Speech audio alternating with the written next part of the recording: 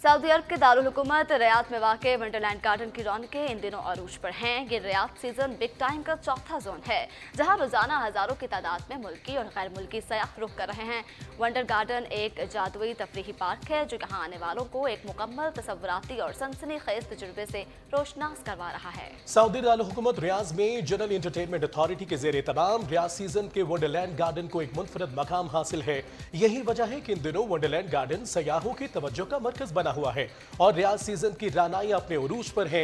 Wonderland garden 5 मुख्तलिफ Jones पर मुश्तमिल और एक वसी अरीज रकबे पर मुहित तफरीही पार्क है, जहां 70 से जायद राइड्स और ज़ेली जोन्स में मुख्तलिफ एक्टिविटीज का एहतमाम किया गया है।